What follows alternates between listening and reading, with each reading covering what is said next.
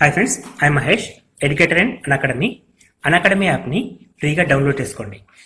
Display మీద కనబడుతున్న ఈ లింక్ని కింద డిస్క్రిప్షన్ బాక్స్లో ఇవ్వడం జరిగింది. ఆ లింక్ని మీరు క్లిక్ చేయడం ద్వారా మమ్మల్ని ఫాలో చేయవచ్చు. అండ్ మేము అర్థమెటిక్స్ అండ్ రీజనింగ్ నుంచి ప్రతి టాపిక్ పైన షార్ట్కట్స్తో కూడిన ట్రిక్స్ని అప్లోడ్ చేయడం జరుగుతుంది. మా ఛానల్ యొక్క అప్డేట్స్ని పొందాలనుకుంటే సబ్స్క్రైబ్ బటన్ పైన క్లిక్ చేయండి, పక్కనున్న బెల్ ఐకాన్ పైన క్లిక్ చేయండి. 25కు ఒక పూర్ణాంకాన్ని కలిపినప్పుడు వచ్చు ఫలిత సంఖ్య మరియు అదే పూర్ణాంకానికి 25 నుండి తీసివేయగా వచ్చు ఫలిత సంఖ్యల మొత్తం ఎంత? సో పూర్ణ సంఖ్యలండి. ఇక్కడ పూర్ణాంకానికి అంటే హోల్ నెంబర్స్ అంటాం వాటి మనం. అవి 0 to స్టార్ట్ అవుతాయి, 0, 1, 2, 3 నుంచి స్టార్ట్ అవుతాయి. సో మనం ఏదైనా ఒక నెంబర్ తీసుకోవచ్చు. ఫర్ ఎగ్జాంపుల్ ఒక 10 అనే నెంబర్ తీసుకుందాం. సో 10 అనే నెంబర్ని 25కి కలిపినప్పుడు 10 + 25 = 35 వస్తుంది. అండ్ అదే 25 నుంచి తీసేస్తే 15 వస్తుంది. సో దీని సమ్ మనకి 50 రావడం జరుగుతుంది.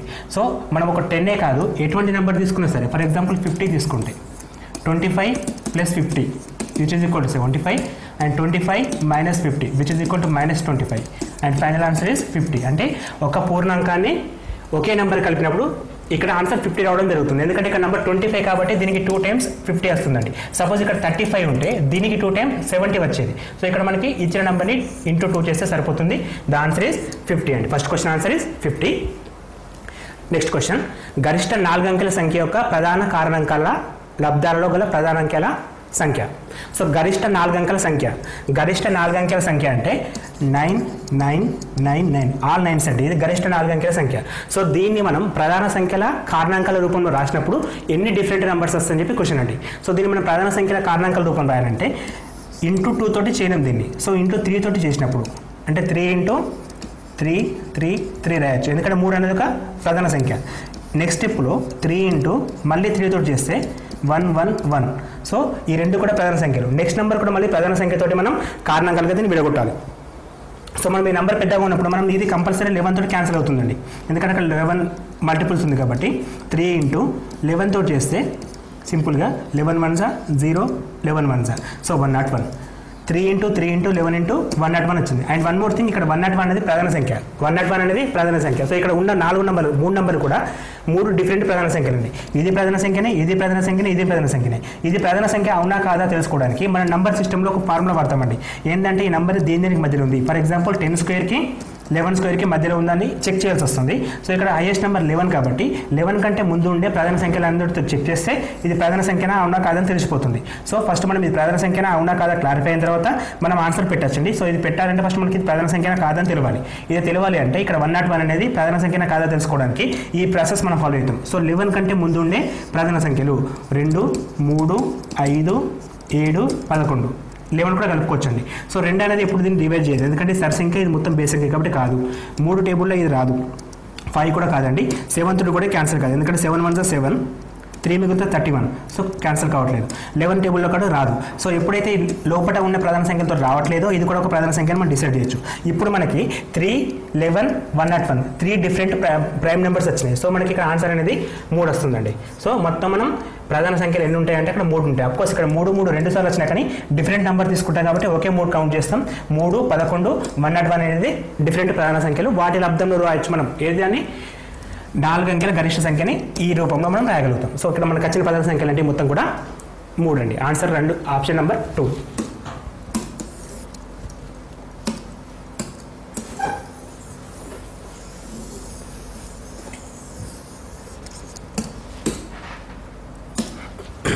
నెక్స్ట్ క్వశ్చన్, 72, 54, *98 అనే సంఖ్య 22 చే నిశేషంగా భాగించబడితే స్టార్ అనే స్థానంలో వచ్చే అంకె ఎంత?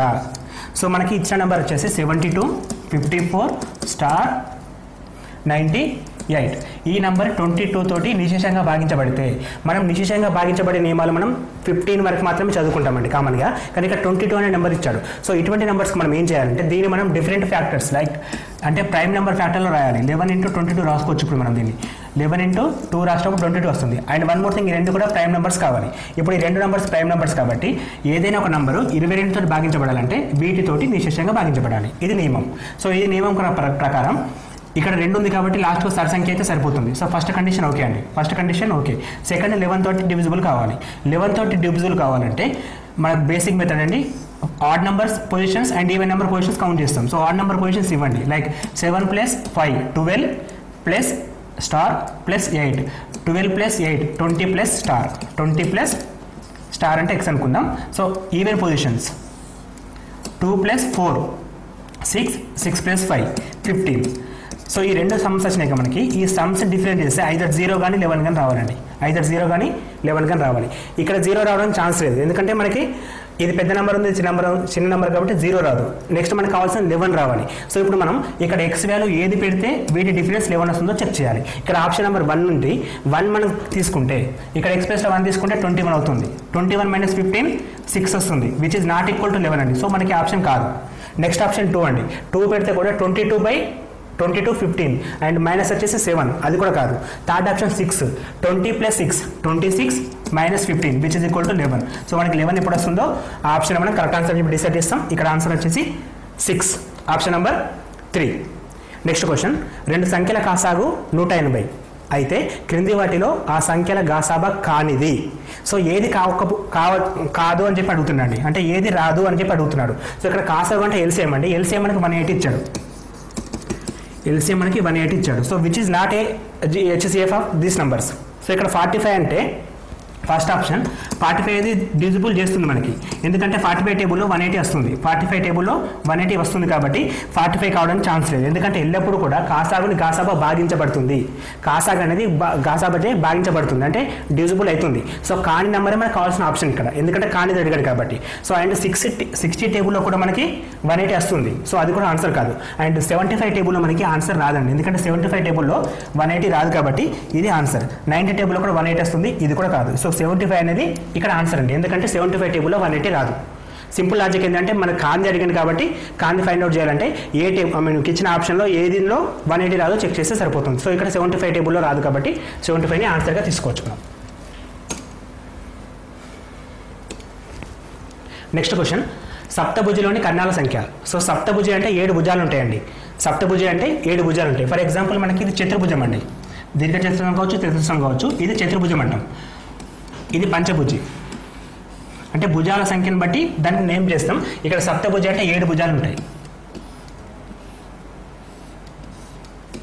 7 సైడ్స్ ఉంటాయండి. సో ఈ 7 సైడ్స్కి కర్ణాలు అంటే ఇలా ఉంటాయండి, మధ్యలో నుంచి అంటే ఒక మిగిలిన నెంబర్స్ని కలపడం. ఫర్ ఎగ్జాంపుల్ ఈ యాంగిల్ తీసుకుంటే దీన్ని కలిపితే ఈ 3 కర్ణాలు అంటాం. యాజ్ వెల్ as దీని నుండి దీనికి, దీని నుండి దీనికి, మళ్ళీ దీని నుంచి ఆల్రెడీ ఉంది కాబట్టి ఇంకా ఇలా తీసుకుంటామండి. ఇవి కర్ణాలండి. సో లోపల ఉండే కర్ణాల సంఖ్య అడుగుతున్నాడు. సో ఇది నంబర్స్ ప్రకారం చేయాలంటే కష్టమవుతుంది. బేసిక్ ఫార్ములా యూజ్ చేయాలి. ఇక్కడ బేసిక్ ఫార్ములా వచ్చేసి n × n - 3/2 అనే ఫార్ములా అండి. ఇక్కడ n అంటే భుజాల సంఖ్య, సప్తభుజిలో భుజాలు 7 ఉంటాయి. సో 7 × 7 - 3/2, 7 × 7 - 3 4/2, 2 ఎక్కం 2 రెంట్ల 7 రెంట్ల 14. సో మనకు ఆన్సర్ అనేది 14 కర్ణాలని మనం డ్రా చేయొచ్చు. ఇదే మనం ఇక్కడ ఇంప్లిమెంట్ చేస్తే ఇక్కడ భుజాల సంఖ్య 4 - 3/2, 4 × 4 - 1 4 - 3 1/2, 2 1 2 2 2 × 1 2. సో మనకు చతుర్భుజంలో 2 కర్ణాలు ఉంటాయి. సో ఈ ప్రాబ్లం అని దేనికైనా వాడచ్చు, సప్తభుజికి వాడచ్చు, అష్టభుజికి వాడచ్చు. సో క్రమబహుభుజి దేనికైనా సరే మనం ఈ ఫార్ములా యూజ్ చేయొచ్చు. ఇక్కడ ఫార్ములా వచ్చేసి n × n - 3/2. ఇది భుజాల కర్ణాల సంఖ్యకు ఫార్ములా అండి, కర్ణాల సంఖ్యకి ఫార్ములా. నెక్స్ట్ క్వశ్చన్, 38 మరియు 68 మధ్య గల పూర్ణాంకాల సంఖ్య. 38 మరియు 68 మధ్య గల పూర్ణాంకాల సంఖ్య. సో మనకి కావాల్సింది పూర్ణాంకాలు ఎన్ని ఉంటాయని అడుగుతున్నాడు. ఫర్ ఎగ్జాంపుల్ చిన్న నెంబర్ తీసుకుందాం, 2 to 5, ఇవి 2 కూడా పూర్ణాంకాలు. ఎగ్జాంపుల్ తీసుకుందాం, 2కు 5కు మధ్యలో ఎన్ని పూర్ణాంకాలు ఉంటాయి. సో 2కు 5కు మధ్యలో మనకి 3, 4 ఉంటాయి. ఇక్కడ అడిగింది మధ్య గల, వాటిని కలుపుకొని కాదు. సో మధ్యలో మనకి ఎన్ని ఉన్నాయి, 3, 4 అని 2 నంబర్లు ఉన్నాయి. సో జనరల్గా చేస్తే మనకి 5 - 2 which is equal to 3 and -1 చేయాలి, అప్పుడు మనకి 2 వస్తుంది. మనం చూస్తే మనకి 5 - 2 అంటే 3 కదా, ఆన్సర్ 3 అని చెప్పి కన్ఫ్యూజ్ అయ్యే ఛాన్స్ ఉంటుంది. అండ్ ఇక్కడ కూడా 38 - 68 అంటే మనకి 31 వస్తుంది. సో 30 వస్తుంది. సో మనం ఏ నెంబర్ తీసుకున్నా కన్ఫ్యూజ్ అవుతాం. ఆ బేసిక్ పోవాలంటే ఫస్ట్ చిన్న నెంబర్తో ప్రాక్టీస్ చేద్దామండి. సో ఇక్కడ 30 ఉంటుంది, 31 ఉంటుంది, 28, 29 అండ్ ఆప్షన్స్ కూడా క్లోజ్గా ఉంటాయి. సో అటువంటి అప్పుడు మనం చిన్న ఎగ్జాంపుల్ తీసుకుంటే ఒక క్లారిటీ వచ్చేస్తుంది మనకి. 2 నుంచి 5 అంటే మధ్యలో 2 నెంబర్స్ ఉంటాయి. అంటే అది ఎలా వస్తుందంటే 5 - 2 3 వస్తుంది, -1 చేయాలి. సో ఇక్కడ మనం ఇంప్లిమెంట్ చేద్దాం. 68 minus 38 which is equal to 30 and minus 1 అంటే 20 అండి. అంటే కన్ఫ్యూజన్ లేకుండా కౌంట్ చేయకుండా చేయడానికి ఈ మెథడ్ ఉపయోగపడుతుంది. సో ఆన్సర్ అనేది 3 అండి. ఈ లాజిక్ మీకు ఉపయోగపడుతుంది. సో మనం ఇక్కడ ఏం చేస్తున్నామంటే పెద్ద నెంబర్ మరియు చిన్న నెంబర్ని మైనస్ చేస్తాం, వచ్చిన దానికన్నా ఒకటి తక్కువ చేస్తాం. ఎందుకంటే మధ్యలో మాత్రమే అడుగుతున్నాడు, మధ్యలో అడిగినప్పుడు మాత్రం ఈ మెథడ్ ఉపయోగపడుతుంది. నెక్స్ట్ క్వశ్చన్, ఒక్కొక్కటి 30 సెంటీమీటర్ల చుట్టుకొలత గల 2 క్రమ షడ్భుజాలను వాటి ఒక భుజం వెంట రెండో దాన్ని కలిపినారు, అప్పుడు ఏర్పడిన నూతన పటం యొక్క చుట్టుకొలత. సో షడ్భుజ చూడండి, షడ్భుజ అంటే 6 భుజాలు. 6 భుజాలు ఎలా ఉంటాయంటే బెంజిన్ వలయం అండి, బెంజిన్ షేప్లో ఉంటాయి. ఇది 6 భుజాలు షడ్భుజి, దీనికి బెంజిన్ ఆకృతి అని కూడా అంటాం మనం. సో ఇలా ఉన్నప్పుడు దీని చుట్టుకొలత 30 సెంటీమీటర్లు ఇచ్చాడు. చుట్టుకొలత అంటే పెరిమీటర్ చుట్టుకొలత 30 సెంటీమీటర్స్ అయితే ఈచ్ సైడ్ ఎంత ఉంటుందంటే, ఇది క్రమ బహుభుజి కాబట్టి అన్ని ఈక్వల్ సైడ్స్ ఉంటాయి. ఈక్వల్ సైడ్స్ అంటే మొత్తం సైడ్స్ 60, 30/60 అంటే ఈచ్ వన్ 5, అంటే ఈచ్ వన్ కూడా మనకి 5 సెంటీమీటర్స్ ఉండడం జరుగుతుంది. సో ఇది ఒక షడ్భుజం గురించి మాట్లాడుతున్నాం. ఇటువంటి 2 ఉన్నాయంట, ఆ రెండింటిని ఒక దాని భుజం ఇంకో దానికి ఆనుకునేటట్టు అమర్చారు. అంటే ఫర్ ఎగ్జాంపుల్ ఈ విధంగా ఒకదాని భుజం ఇంకో దాని భుజం ఆనుకునేటట్టు అమర్చారు. ఇప్పుడు ఏర్పడిన కొత్త పటం యొక్క చుట్టుకొలత కావాలి. సో ఇది కూడా మళ్ళీ 5 ఉంటుంది, 5 5 5 5. సో ఇక్కడ ఆడినప్పుడు మనం చుట్టుకొలతలో ఇది కౌంట్ చేయమండి. చుట్టుకొలత అంటే రౌండెడ్ ఏరియా, రౌండెడ్ అంటే ఇక్కడ నుంచి ఇలా చేస్తామండి. చుట్టుకొలత అంటే రౌండెడ్ ఏరియా, దీన్ని మనం కౌంట్ చేయము ఎందుకంటే ఇది మిడిల్లో ఉంది. చుట్టుకొలత ఎప్పుడైనా సరే మనం సర్కిల్ ఒకటి ఇది తీసుకుంటే రౌండ్ మాత్రమే చేస్తాం, మిడిల్ మనం ఎప్పుడు వెళ్ళాం. చుట్టుకొలతలో మిడిల్ ఉండదు. సో రౌండెడ్ అంటే ఎన్ని సైడ్స్ ఉన్నాయి కౌంట్ చేద్దాం. 1 2 3 4 5 6 7 8 9 10, మొత్తం 10 సైడ్స్ అండ్ ఈచ్ వన్ కూడా 5 centimetres which is equal to 50 centimetres రావడం జరుగుతుంది. సో చుట్టుకొలత వచ్చేసి మనకి 50 సెంటీమీటర్స్ అండి. సో క్వశ్చన్ ఫస్ట్ క్లారిటీగా చదవాలి, తర్వాత అర్థం చేసుకున్న తర్వాత మెథడ్ చేస్తే బాగుంటుంది. నెక్స్ట్ క్వశ్చన్, రూపాయలు 15,000ను ఒక సంవత్సరానికి వడ్డీ రేటు 15% చొప్పున అప్పుగా తీసుకుంటే 2.5 సంవత్సరాలకి ఎంత చెల్లించాలి? సో మొత్తం ఇంట్రెస్ట్తో సహా ఎంత చెల్లించాలో అడుగుతున్నారండి. సో అసలు అంటే మనకి 1500 ఇచ్చాడు, మనకి 1500 అనేది సమ్. ఇందులో 15% ఫర్ ఈచ్ ఇయర్ 15%, అట్లా 2.5 years తీసుకుంటుండు. సో ఫస్ట్ ఇయర్కి 15% ఫైండ్ అవుట్ చేస్తే 10% 1500 అండ్ 5% 1250. సో మొత్తం ఎంత మనకి 2750 వస్తుంది. సారీ, 10% 1500, 5% అంటే ఇందులో సగం అంటే 1500 సగం 750. సో మనకి 50 22 2 50 వస్తుంది. ఇది ఫస్ట్ ఇయర్కి. సెకండ్ ఇయర్కి సేమ్ అమౌంట్ మళ్ళీ, ఎందుకంటే ఇది చక్రవడ్డీ కాదు, చక్రవడ్డీ కాకపోతే బార్ వడ్డీలో 2 కూడా సేమ్ ఉంటాయి. ఇది సెకండ్ ఇయర్కి వస్తుంది. తర్వాత మనకి హాఫ్ ఇయర్ అండి. హాఫ్ ఇయర్ అంటే ఇందులో సగం అంటే 1,125. సో మొత్తం సమ్ చేస్తే 5 12 6 5 5,625 అనేది ఇంట్రెస్ట్ వస్తుంది మనకి. ఇంట్రెస్ట్గా పే చేసేది 5,625 అండ్ తీసుకున్న అమౌంట్ వచ్చేసి 1500. So 1500 plus 5,625 which is equal to 20,625 rupees. 20,625 rupees అంటే ఆప్షన్ నెంబర్ 1 ఈజ్ కరెక్ట్ అండి. Option number 1 is correct. Next question, 3/2/3 పటం యొక్క రూపం. 3/2/3 పటం యొక్క రూపం. సో ఇటువంటి క్వశ్చన్స్కి వేరే మెథడ్స్ ఏముండే అంటే జనరల్గా థింక్ చేయాలి. ఫస్ట్ ఆఫ్ ఆల్ ఇక్కడ మ్యాథ్రిక్కి సంబంధించిన క్వశ్చన్ అండి ఇది. 3/3 అంటే 3 అడ్డు వరుసలు ఆయన నిలువు వరుసలలో డిఫరెంట్ షేప్ ఇచ్చాడు. సో 3 అంటే ప్రతి దానిలో కూడా 3 ఉన్నాయి కాబట్టి ప్రాబ్లం లేదండి. అంటే ఫస్ట్ ఎగ్జాంపుల్ తీసుకుంటే 1 1 1 1 2 3 అంటే 3 వచ్చేసినాయి మనకి, ప్రాబ్లం లేదు. నెక్స్ట్ 2/3 అంటే ఫిల్డ్ ఏరియా, అంటే ప్రతి దానిలో కూడా 3 పార్ట్లలో 2 పార్ట్లు నింపి ఉండాలి. సో అంటే 3 partsలో 2 parts నింపడం. ఇక్కడ 3 partsలో 2 parts నిండింది, ఇక్కడ కూడా నిండింది, కానీ ఇక్కడ 3 parts కంప్లీట్గా ఫుల్ అయి ఉంది. సో ఇది ఆప్షన్ కాదు. ఇక్కడ మనకి ఓన్లీ 1 part నిండింది, సో ఇది కూడా ఆప్షన్ కాదు.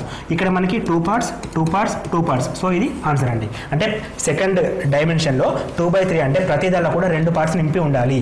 సో ప్రతి దానిలో కూడా నింపి ఉన్నది ఆప్షన్ నెంబర్ 3లో మనకి ఎగ్జిస్ట్ అవుతుంది కాబట్టి ఈ ఆప్షన్ నెంబర్ 3 తీసుకుంటాం. నెక్స్ట్ క్వశ్చన్, క్రింద ఇవ్వబడిన పటాలలో 6 యూనిట్ల భుజం గల చతురస్రాలలో ప్రతి పటంలో కలవు. అయితే ఏ పటం కనిష్ట చుట్టుకొలతను కలిగి ఉంటుంది? సో చుట్టుకొలత అంటే ఇంతకుముందు చెప్పిన కానీ సరౌండ్ ఏరియా. సో ఎక్కడికైనా స్టార్ట్ చేస్తాం అక్కడ దాకా ప్రతి సైడ్ని మనం యాడ్ చేస్తే చుట్టుకొలత వస్తుంది. ఫర్ ఎగ్జాంపుల్ ఈ మిడిల్ డ్రాప్ తీసుకుందాం. ఇక్కడ మనం స్టార్ట్ చేస్తే లాస్ట్ వరకు కూడా ఇట్లా తీసుకెళ్ళాలి అండ్ ఈచ్ వన్ కూడా 6 sides ఉంటుంది అంటే ఇది ఒకటి 6. So first sides number of sides count చేద్దాం. 1 2 3 4 5 6 7 8 9 10 11 12 13 14 సైడ్స్ ఉన్నాయి మొత్తం. 14 into 6. సో 14 6 84. ఇది ఒక 84 వచ్చింది. సో ప్రతిదాన్ని చేసినప్పుడు అందులో లీస్ట్ వన్ అడుగుతున్నాడు మనకి. లీస్ట్ వన్ అంటే ఇక్కడ చూడగానే అర్థమవుతుంది. ఫస్ట్ వన్ నుంచి మనం కౌంట్ చేయొచ్చు, ఆన్సర్ కూడా చెప్పేయచ్చు, కానీ చేద్దాం. 1 2 3 4 5 6 7 8 9 10 అంటే మనకి 10 సైడ్స్ వచ్చినాయి ఫస్ట్ దాంట్లో. సెకండ్ దాంట్లో 1 2 3 4 5 6 7 8 9 10. ఎప్పుడైతే 10 కంటే ఎక్కువ స్టేజ్ కౌంట్ చేయని వస్తుంది, ఆల్రెడీ 10 1 లీస్ట్ ఉంది కాబట్టి ఇక్కడ 14 వచ్చేసినాయి. నెక్స్ట్ 1 2 3 4 5 6 7 8 9 10. ఇది ఇంకా చాలా పెద్దగా ఉందండి. సో మనకు ఆన్సర్ అనేది ఫస్ట్ వన్, ఎందుకంటే దీన్ని 10 × 6 60 అనేది రావడం జరుగుతుంది. లీస్ట్ వన్ వచ్చేసి 1 అంటే ఫస్ట్ ఆప్షన్ ఇక్కడ ఉందండి, ఇక్కడ కౌంట్ చేయాలి మనం. కొన్నింటిలో సేమ్ ఉంటాయి కాబట్టి ఆప్షన్స్ అనేది ఎక్కువ ఇవ్వడం జరిగింది ఇక్కడ. నెక్స్ట్ క్వశ్చన్, మొదటి 10 సరి సహజ సంఖ్యల సగటు. మొదటి 10 సరి సహజ సంఖ్యల సగటు. సో మొదటి 10 సరి సహజ సంఖ్యలు ఫస్ట్ రాద్దాం. 2 4 6 ఇట్లా ఉంటాయండి మొదటి 10 సహజ సంఖ్యలు. సో 10 + 100 పెట్టినప్పుడు మనం మొత్తం రాయలేము, అందుకని మెథడ్ని నమ్ముకోవాలి ఎప్పుడైనా సరే. ఇక్కడ 10 అడిగాడు కాబట్టి కౌంట్ చేయొచ్చు. ఇఫ్ ఒకవేళ 100 అని మెన్షన్ చేస్తే ఇంపాసిబుల్ కాబట్టి మనం మెథడ్ని ఫాలో అయితే బెస్ట్ అండి. మెథడ్ అంటే సహజ సంఖ్యల మొత్తం, మొదటి సహజ సంఖ్యల మొత్తం n × n + 1 n × n + 1. So n × n + 1 అనేది సహజ సంఖ్యల మొత్తం. అండ్ వన్ మోర్ థింగ్, ఇక్కడ మనకి యావరేజ్ అడిగాడు, మొత్తం అడగలేదు. సగటు అంటే average. Average equal to total by number. ఇక్కడ మనం కనుక్కుంది టోటల్ అండి. Total formula n × n + 1 by number అంటే ఎన్ని, మళ్ళీ n అండి. So n × n + 1 by n. n get cancel. Now n = 10 ఇచ్చాడు కాబట్టి 10 + 1 = 11 వస్తుంది. సో ఇప్పుడు 100 ఇస్తే 1 at 1 ఆన్సర్. సో మనకి సగటు అనేది చాలా సింపుల్ అయిపోతుంది ఇక్కడ. లేదు మనం యాడ్ చేస్తే ఈ యొక్క ప్రాబ్లంకి ఈజీ అండి, కానీ వేరే ప్రాబ్లమ్స్కి కష్టం అవుతుంది. అందుకని మనం ఫార్ములాని యూజ్ చేయడం బెస్ట్. ఇక్కడ ఫార్ములా వచ్చేసి n × n + 1 యావరేజ్ అడిగాను కాబట్టి by n. n get cancel, remaining n + 1. n + 1 అంటే ఇక్కడ n value 10. So answer is 11. Answer is 11 is correct. Next question, 20 సంవత్సరాల తర్వాత మనోజ్ వయసు అతని ప్రస్తుత వయసు కంటే 5 రెట్లు అయితే మనోజ్ ప్రస్తుత వయసు ఎంత? సో ఇది ప్రాబ్లమ్స్ అండ్ ఏజెస్ అండి. 20 సంవత్సరాల తర్వాత మనోజ్ వయసు అతని ప్రస్తుత వయసు కంటే 5 రెట్లు ఎక్కువ అయితే ప్రస్తుత వయసు ఎంత? సో ప్రస్తుత వయసు అడిగింది కాబట్టి దీన్ని మనం ఎక్స్ అనుకుందాం. 20 సంవత్సరాల తర్వాత అంటే x + 20. 20 సంవత్సరాల తర్వాత మనోజ్ వయసు అతని ప్రస్తుత వయసుకు 5 రెట్లు. ప్రస్తుత వయసుకి 5 రెట్లు అంటే 5x. ఎక్స్కు 20 years కలిపితే 5x అవుతుంది. ఇది ఈక్వేషన్. ఇది రాస్తే ఆల్మోస్ట్ ప్రాబ్లం అయిపోయినట్టే మనకి. సో 20 సంవత్సరాల వయసు అనేది ప్రస్తుత వయసుకి 5 రెట్లు ఉంటుందంటే 5 times 5 × x. x + 20 = 5x, which is equal to x తీసుకొస్తే 20 = 4x అండ్ x = 20/4 = 5. సో ప్రస్తుత వయసు ఎంత? 5 సంవత్సరాలు. ఫర్ ఎగ్జాంపుల్ దీనికి 20 years కలిపితే 20 + 5 25. 5కి 5 times ఉంటుందండి ఇది. సో ఆన్సర్ కూడా క్రాస్ చెక్ చేసుకునే ఛాన్స్ మనకు ఉంటుంది కాబట్టి అవసరం వస్తే క్రాస్ చెక్ కూడా చేసుకోవచ్చు డౌట్ వచ్చినప్పుడు. సో ఇక్కడ ఈక్వేషన్ రాయడం ఇంపార్టెంట్. ఇటువంటి అంటే ఏజెస్ పైన ఏ ప్రాబ్లం వచ్చినా సరే ఈక్వేషన్ రాయడం అనేది ఇంపార్టెంట్ అండి. సో ప్రస్తుత వయసు x 20 years తర్వాత యాడ్ చేయాలి, 5 times అవుతుంది. So 5 × x. ఈ ఈక్వేషన్ని సాల్వ్ చేస్తే మనకి x = 5 వస్తుంది. అండ్ క్రాస్ చెక్ చేసుకున్న కూడా ఆన్సర్ అనేది వెరిఫై కావడం జరుగుతుంది.